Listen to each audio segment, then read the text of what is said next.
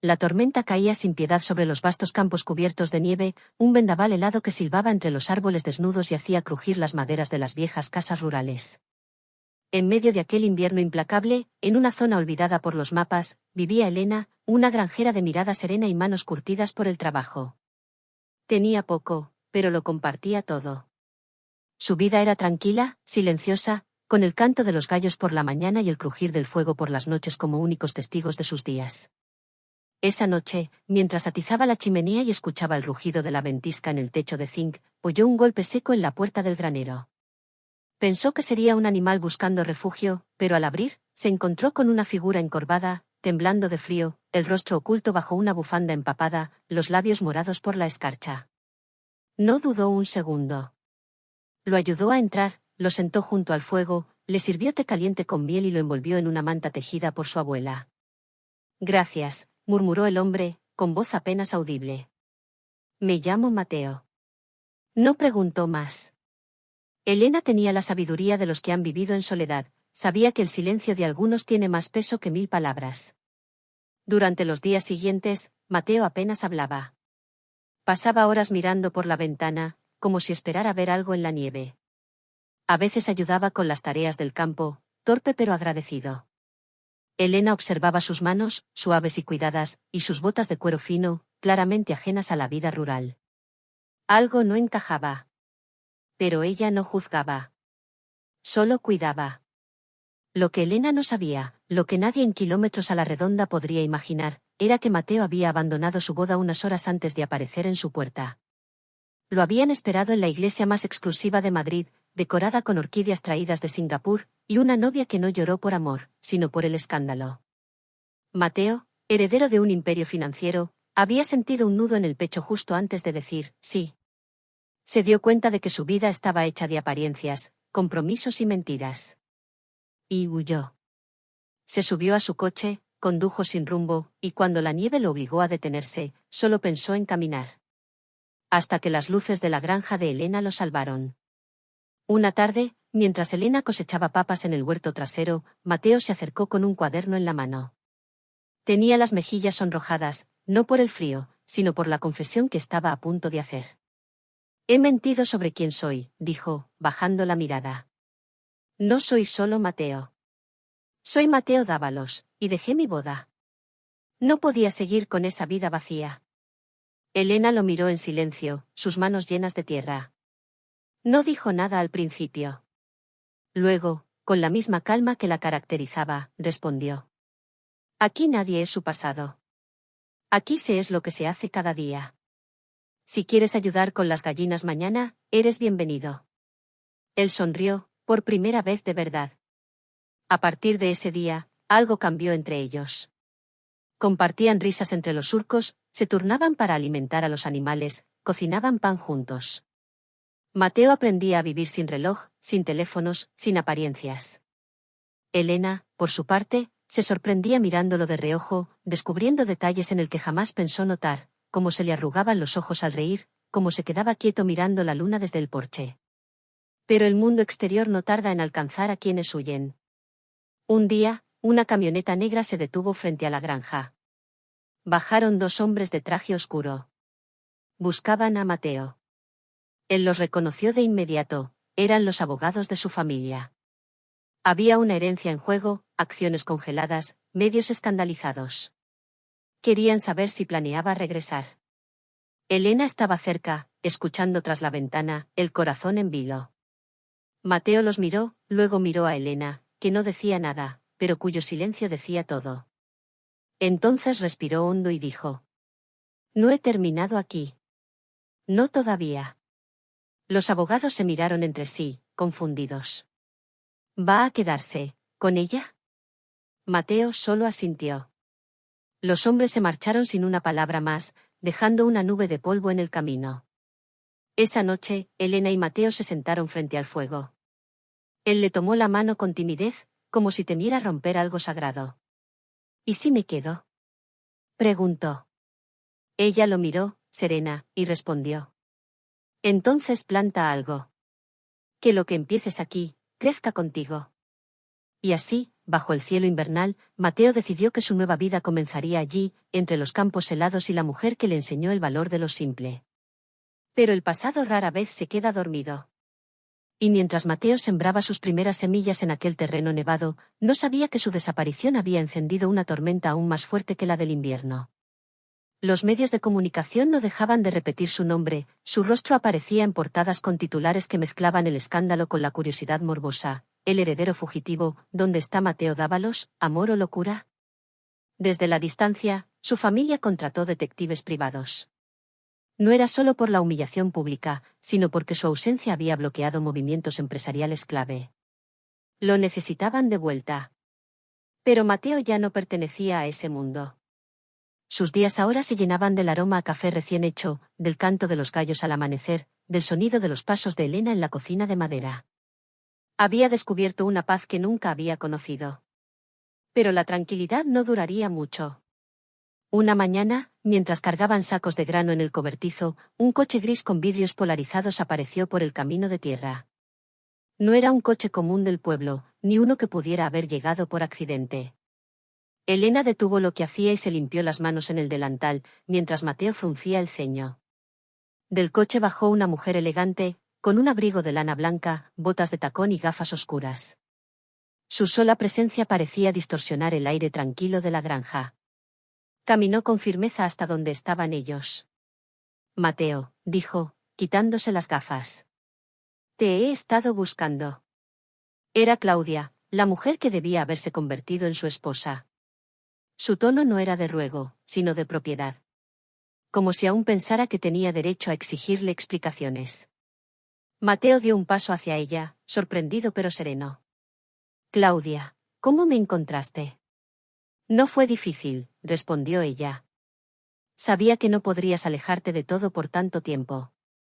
Este lugar es pintoresco, añadió, lanzando una mirada de desprecio a la casa y luego a Elena, que la observaba en silencio, con los ojos clavados en los suyos.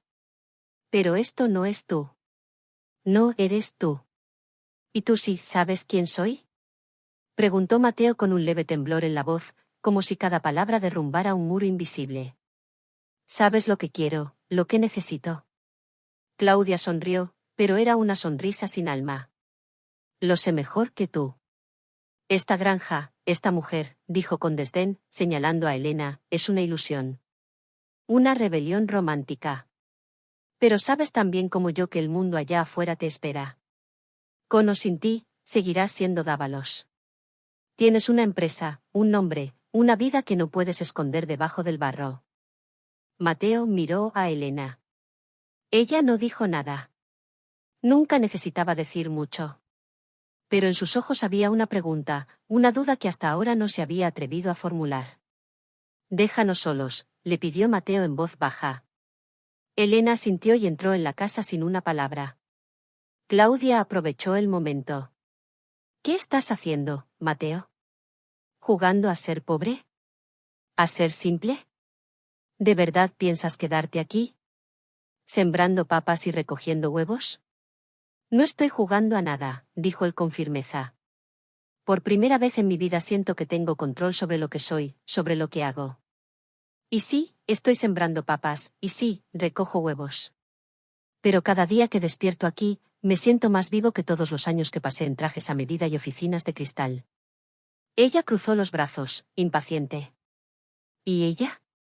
¿Qué tiene que ver en todo esto? Mateo vaciló. No porque dudara de sus sentimientos, sino porque sabía que ponerlos en palabras era entregarlos. Pero lo hizo.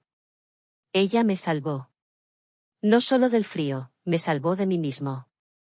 De la vida que llevaba. De las máscaras. Y no necesito que lo entiendas. Solo necesito que te vayas. Claudia lo miró con furia contenida. No dijo más. Se giró, subió al coche y desapareció levantando una nube de tierra. Mateo se quedó allí unos minutos, inmóvil, respirando hondo, como si con cada inhalación intentara cerrar un ciclo. Luego entró en la casa. Elena estaba junto al fuego, pelando manzanas con una pequeña navaja. No lo miró al entrar. ¿Ella era tu prometida? Lo era, respondió Mateo, caminando hacia ella. ¿Y qué quiere ahora? Recuperar algo que nunca entendió. Un apellido. Un título. No a mí. ¿Y tú qué quieres? Mateo se arrodilló frente a ella. Quiero lo que tengo aquí. Lo que tú me das sin pedirme nada. Lo que soy contigo. Pero entiendo si ahora lo dudas, si esto te ha hecho daño.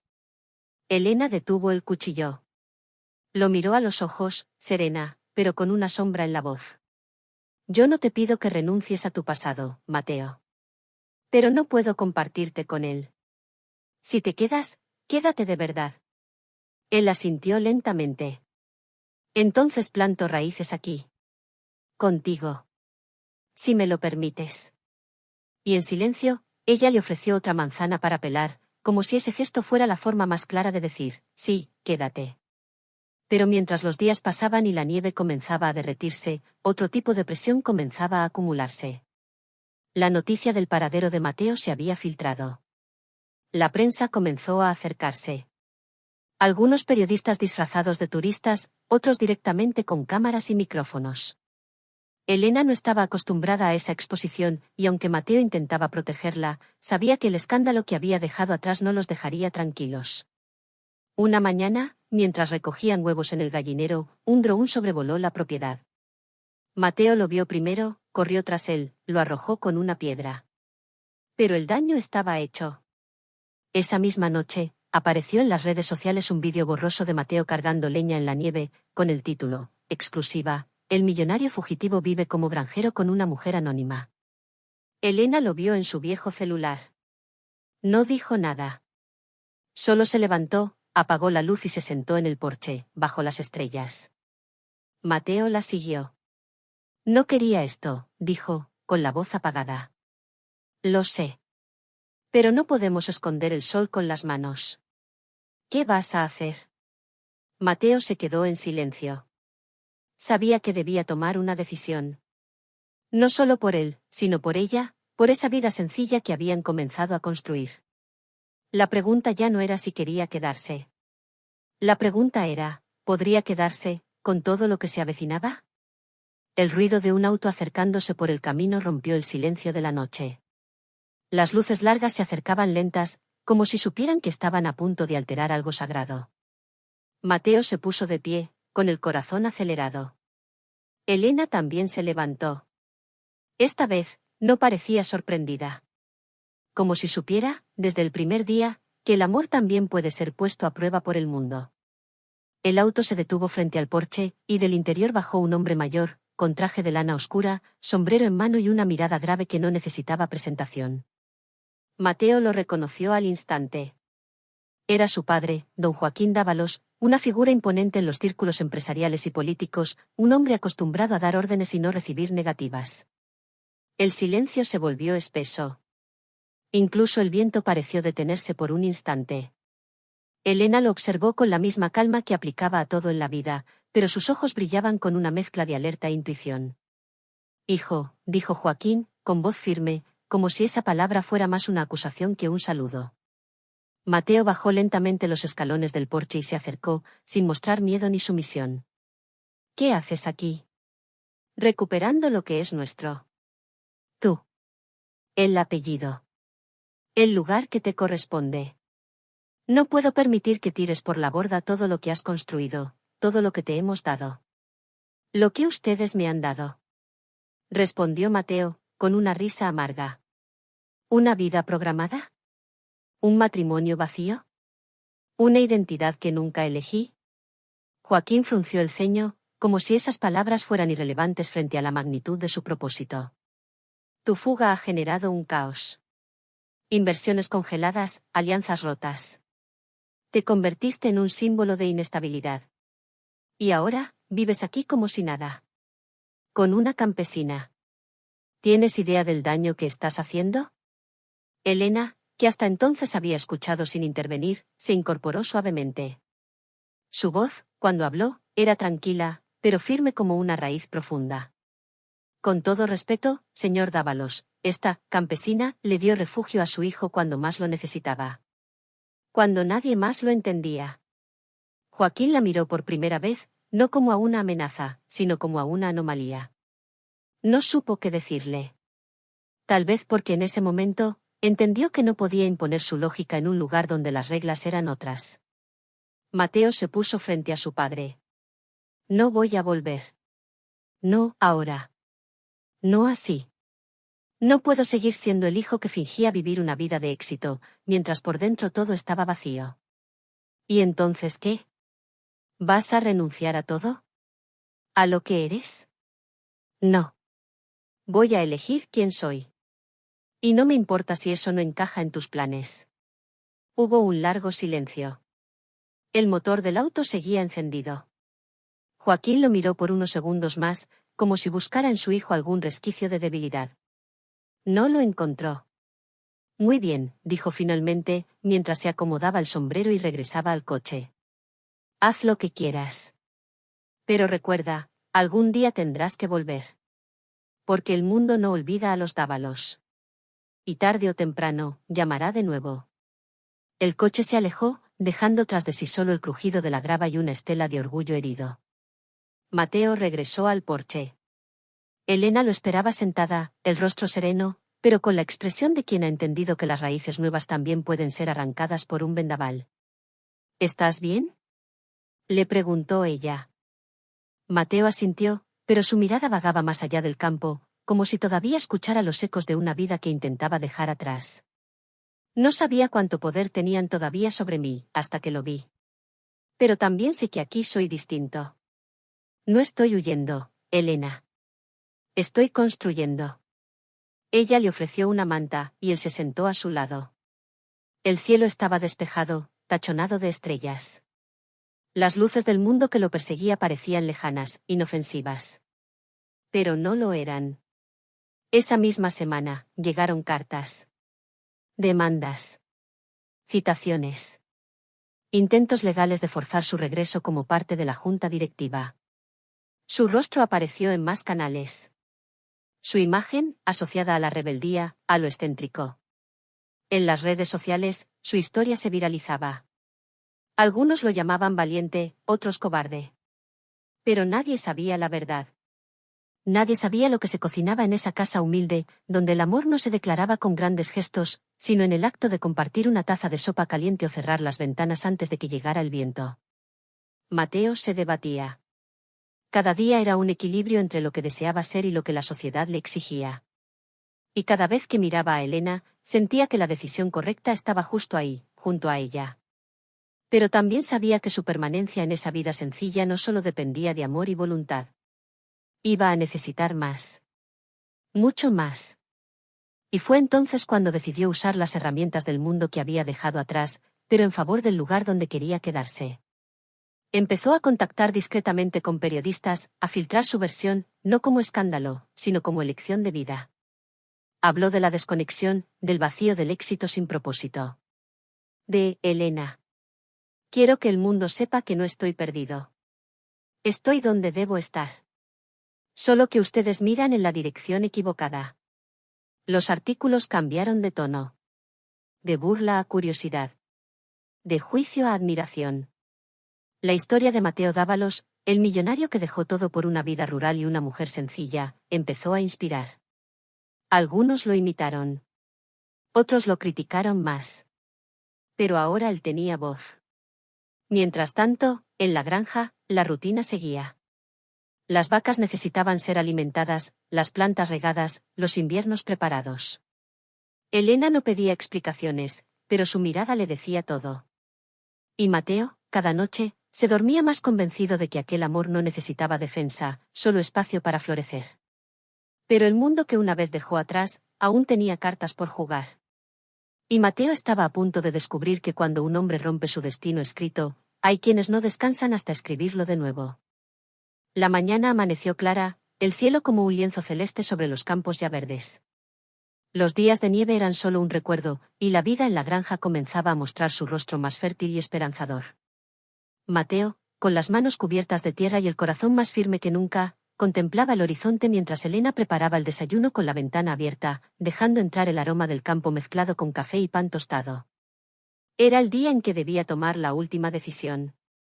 el tribunal había aceptado una audiencia final, una reunión donde se decidiría si Mateo conservaría su puesto como accionista mayoritario del conglomerado familiar o sería apartado por abandono e incapacidad emocional, como alegaba la junta directiva. Sabía que si no asistía, perdería todo. Pero también sabía que, al presentarse, podría cambiarlo todo. La noche anterior, junto al fuego, Elena lo miró con sus ojos serenos y le preguntó con voz suave: «¿Qué harás, Mateo?». Él se quedó un momento en silencio, mirando las llamas danzar en la chimenea. «Voy a ir. Pero no para recuperar lo que fui, sino para defender lo que soy ahora. No puedo esconderme más, ni aquí ni en ningún lugar. Si quiero vivir libre, debo enfrentar lo que me quiere encadenar». Elena no respondió. Solo asintió con una media sonrisa, y en sus ojos brillaba algo más profundo que amor, orgullo. Al día siguiente, Mateo se presentó en la ciudad. Entró al edificio de cristal con sus botas aún manchadas de barro, sin corbata, sin reloj, pero con la cabeza alta. Los asistentes lo miraban como si vieran un fantasma. La sala de juntas estaba repleta de rostros que una vez le impusieron miedo, ahora solo le parecían figuras de cartón, vacías, frágiles. Cuando le dieron la palabra, se puso de pie sin papeles, sin discursos escritos. «He escuchado que dudan de mi capacidad, de mi cordura, de mi compromiso. Que mi decisión de alejarme es un acto de irresponsabilidad. Pero les digo que fue el acto más lúcido de mi vida. Porque descubrí algo que ninguno de ustedes parece recordar, que el poder sin propósito es solo una jaula dorada. Me fui no por cobardía, sino por hambre de verdad». Hubo un murmullo entre los presentes, pero Mateo no se detuvo. «Viví entre ustedes, respirando éxitos que no me pertenecían, repitiendo palabras que no sentía, siguiendo planes que otros trazaban por mí. Hasta que me encontré, congelado en una tormenta, frente a una casa donde una mujer que no me conocía me ofreció techo, pan y silencio. Y en ese silencio, encontré mi alma». Sus palabras resonaron con una fuerza inesperada. Incluso su padre, sentado al fondo de la sala, bajó la vista por primera vez. «No he venido a pedirles que me devuelvan mi lugar.